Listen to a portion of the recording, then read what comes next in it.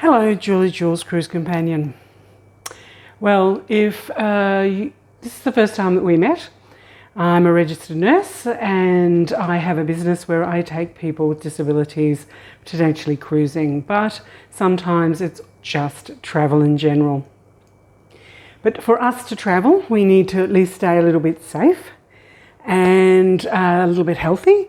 And so one of the things that I've tried to do over the last 6 months, 8 months, 2 years, 4 years, is to get a bit healthier, and that is to kind of cut out my carbs. So I have been going online and I have found some low-carb recipes that I'm going to try out today. The first one's going to be a pizza base that basically is egg and coconut flour. Egg and coconut flour, which is pretty spectacular. Then there's this Buttery low-carb flatbread, and that has almond flour, coconut flour, xanthan gum to stick and bind it together, some baking powder to give it some air and to puff it up a little bit, some salt. It says folk salts, but I'm going to go Himalayan pink, try and get some extra nutrients in that. It also has egg and water, so that's going to be a pretty easy one, I suspect. That one is cooked in a pan, so is that first one.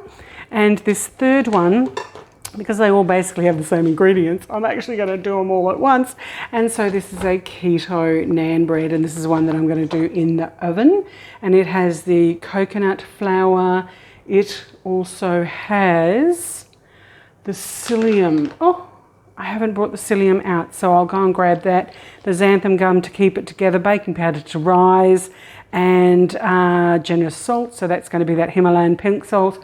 And the moisture in this one is going to be full fat yogurt, so I'm going Greek, and coconut oil and water. They all reconstitute in water. And this one goes in the oven where the other two cook on a fry pan. My MasterChef fry pan. I just love it. So let's see how this goes. Big adventure. So this first one is called the paleo pizza base. But because it's got so much egg and a little bit of flour, I'm actually just going to call it a floury omelet, because I have my 3 eggs here in a bowl and I'm going to whisk them up. Just give them a little bit of air. I'm supposed to whisk it until it gets a bit light and fluffy. And then what I'm going to do is I'm going to sieve through my coconut flour through a sieve into the wet ingredients. It's supposed to be 2 tablespoons. Couldn't find a tablespoon, so I just picked a random amount. There we go. Trying to sieve it through. This clearly isn't there we go. It's a bit maybe lumpy. Oh, it's a very fine flour. This is the very first time that I've used coconut flour in cooking. So we're going to see how that goes. And then after we sieve all of the coconut flour into the egg, it says to add your spices. And the spices that I've chosen for this little outing is going to be onion. So probably about half a teaspoon of onion powder. Always got to have pepper. So once again, probably about half a tea-ish spoon for that. Then spice, always like some chili flakes. Never have too much, and you always need some form of salt, I'm still sure. So let's go for that Himalayan pink salt. Probably too much. There we go. And now I'm just going to beat all that together until it is a nice paste. Over on the stove, I have my pan heating up. And so yeah, that basically comes to a bit of a batter there, a bit chunky because of the chili paste. I don't know, it's coming together quite nicely. Let's go and throw that onto, I put olive oil. I put olive oil and avocado oil into the pan where I'm going to bake that. So here I have my trusty MasterChef fry pan, and I have put some avocado oil into the pan, and that is just heating over a low heat. At the moment it's on a 2 on this electric stove, and I'm just going to put my pizza base into the pan with the oil. Maybe I should use a different tool to get most of that out, because it's just getting stuck.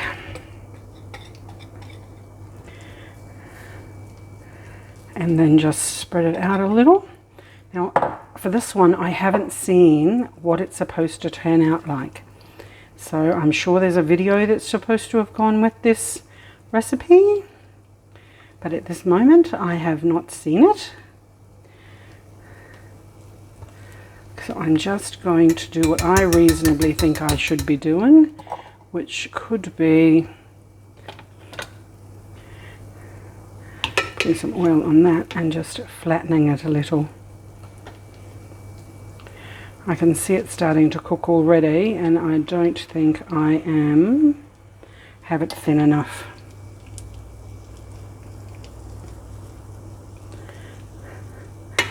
Because of poor preparation. Let's hope it's going to be delicious. Yeah, it's starting to rise up there. Excellent. I've got that flattened out to a degree, so I'm just going to find a cover to put on top of that.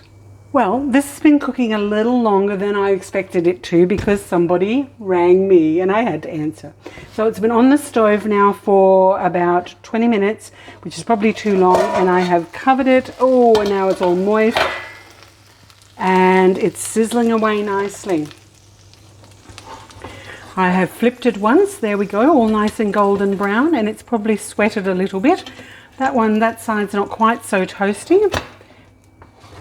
So this is the egg with coconut flour, and it's called a pizza, but it actually looks like an omelette to me. So I will give that a taste. I'll flip that out onto a plate and we'll see how that tastes. Well, I flipped what is called the Keto Pizza, which is basically eggs, coconut flour and some spices, out onto a plate. It smells fabulous. Let's have a little taste test.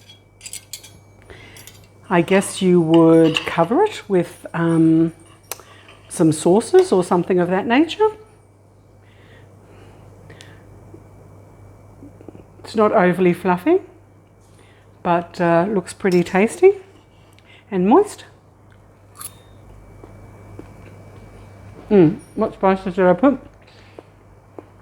Pepper, chili, salt and onion powder.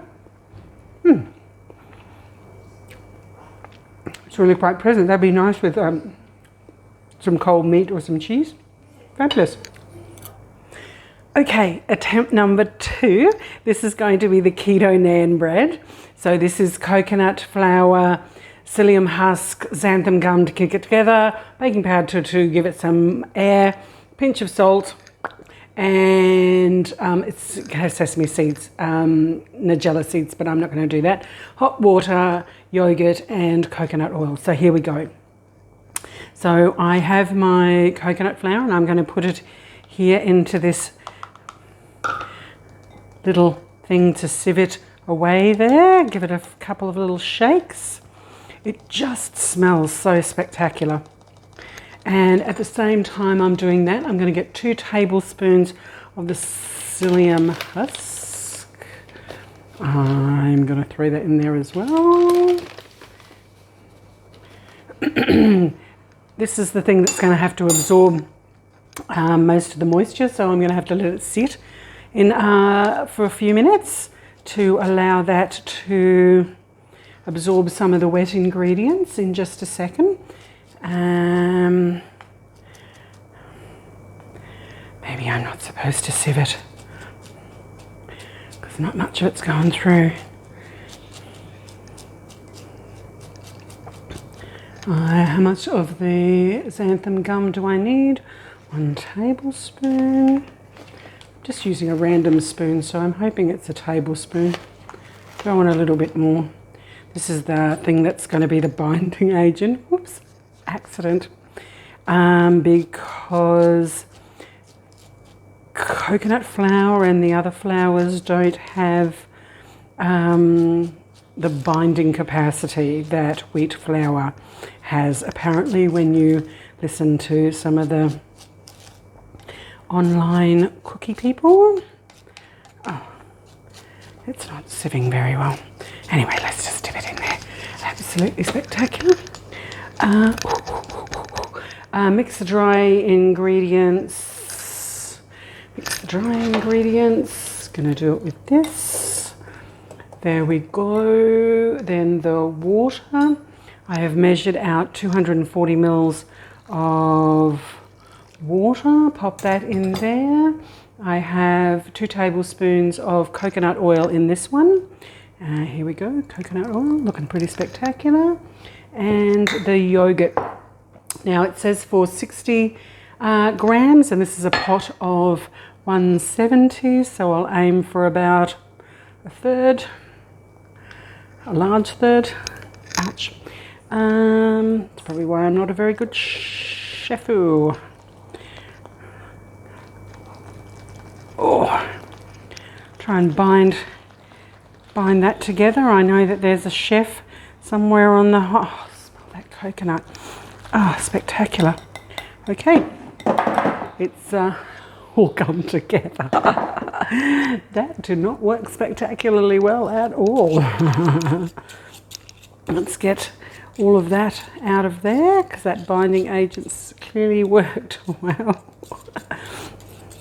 So this is going to be a dough that I'm going to need. So I do have clean hands. I did clean my hands before this started. Do I have everything in it yet? Yes, I do. Just touching it. It's not too hot. Going to need that together a little bit. And after I've done that, as I say, I've got to let it settle so that psyllium husk absorbs some of the moisture. And then I'll roll it out. I've got some parchment paper over there with some coconut oil on it. And I'll roll that out and hopefully I'll end up with 5 or 6 little flatbreads that I've got the oven on ready. I'm just trying to learn how to cook so that I don't starve to death now that I have to eat low residue and keto-ish type food. Let's see what the next step of this one is after it rests for a little while.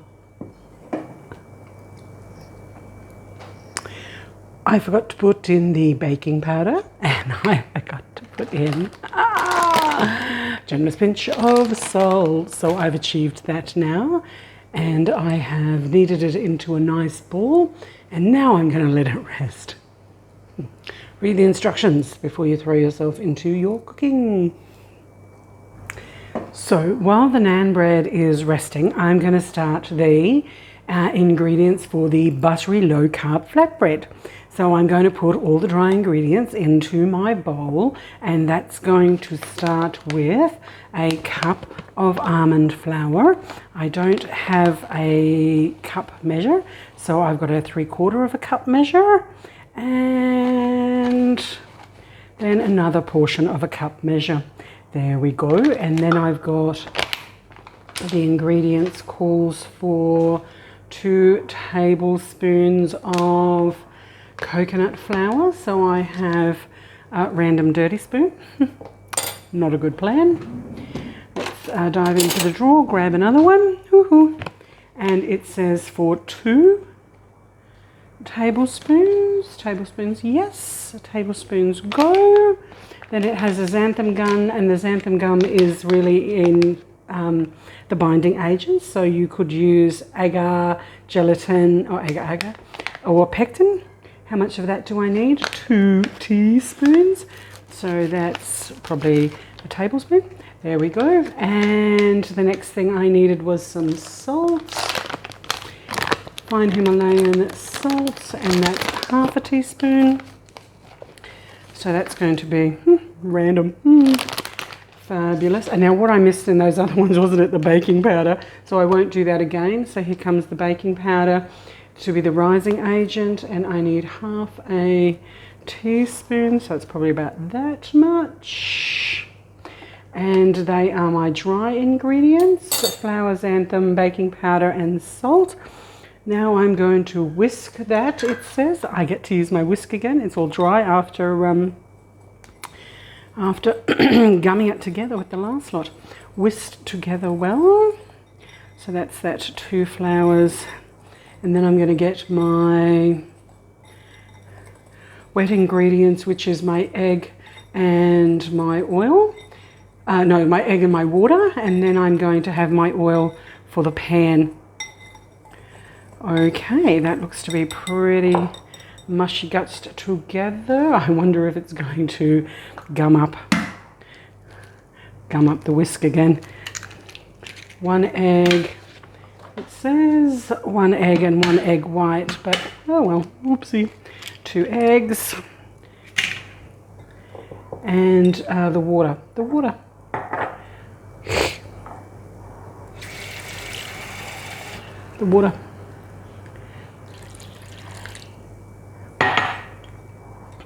The same thing, once I've mixed this one together, I've got to allow it to rest, to allow that xanthan gum to activate and absorb some of the moisture. It's gumming up the whisk quite successfully like the other one did. I'm going to have to... Oh, that coconut flour just smells so good. It's coming out of the whisk much easier than the last one did.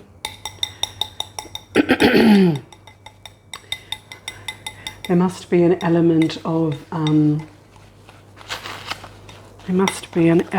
of rolling them out flat or pushing them out flat somehow. So I will just continue to mix that, then I'll let it rest, and then I'll separate it into portions. I'm over here now. This has rested for a portion of time. This is the one that's going to go into the oven. I've got some parchment paper here. I'm going to divide this into a couple of portions. Another piece of parchment paper here. I'm going to rest it on top. And unfortunately, I don't have a rolling pin, so I'm just going to...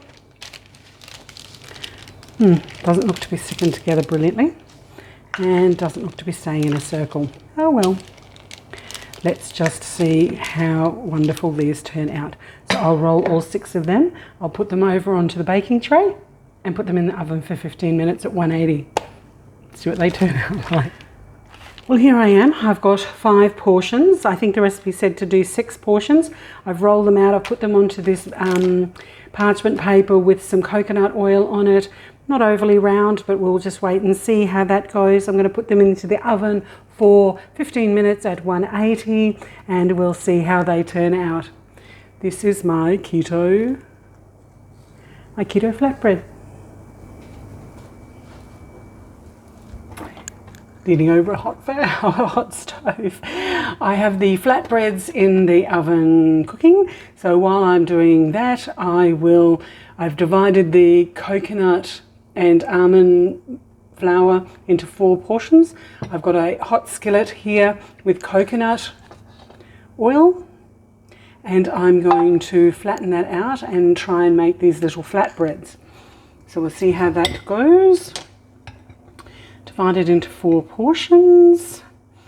I didn't knead it out or anything. I don't know if I should have. Let's use some oil on the back of that and just press it down.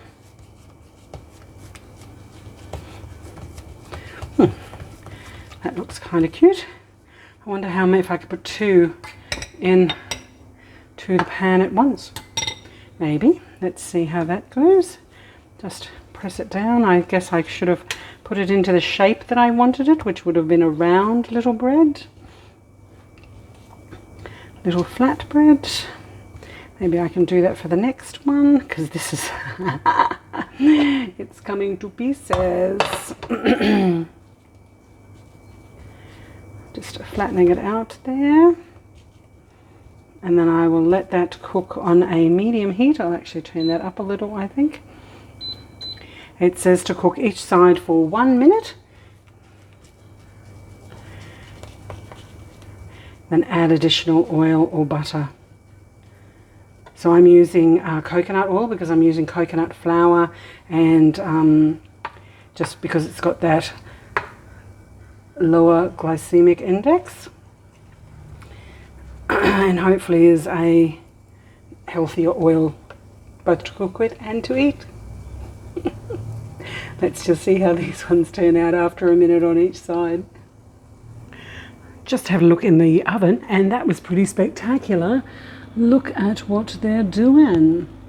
They didn't rise very much because coconut flour doesn't rise, but they have toasted really quite nicely. I wonder if I should flip them.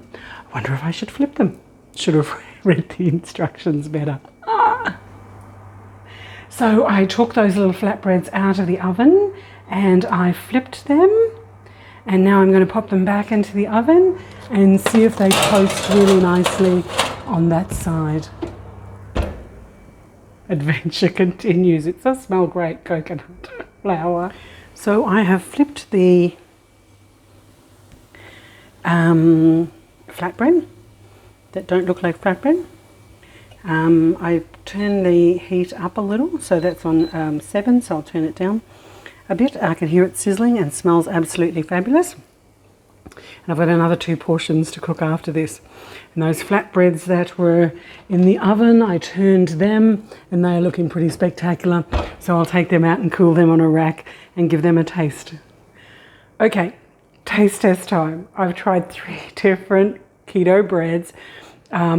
First one was coconut flour and egg, which was called a pizza, but it actually looked more like an omelet, and it tasted quite pleasant. And I stuck some additional herbs in that, and that was really quite tasty.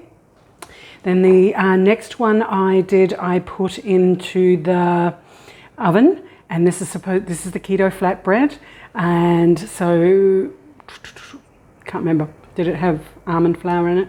And this is the other one that I put onto the stove. And I flipped that and I cooked that with coconut oil as well. So let's have a little taste test of those. I think you could go with chutneys or jams or with your curry, or maybe if it was dry enough you could have it with your cheese and meat, your deli meat. So this is the one that was cooked in the oven. Yes, it was. Oh, nice and soft. Nice and soft. Let's see what the taste test of this one is.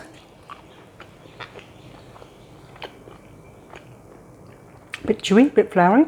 I'm actually going to have to be really, really conscious and careful that I have enough fluid to drink when I'm having these flour-based products. The last thing I want to do is get gummed up and sick. So, that's nice. That was the one that was a flatbread that was cooked in the oven. And this one is the flatbread, the nani type thing, that was cooked on the stove. Comes apart quite nicely.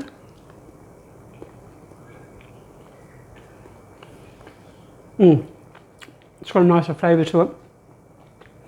I'm not sure, I can't remember what the ingredients were. This one must have had the almond flour in it, I think. But if you had that with a pickle or a chutney, or something, that's really nice. I do like coconut. These are my keto breads. First time I've tried them. Let's hope they don't try and kill me like the rest of the food in the world does. Okay, this is Jules Cruise Companion. Just doing something different and having a bit of a laugh for the day. Stay safe, everybody. We'll be cruising or sailing or flying. Let's see. Can I get to Jordan in the next 3 weeks? Let's see if the rules don't change. Stay safe.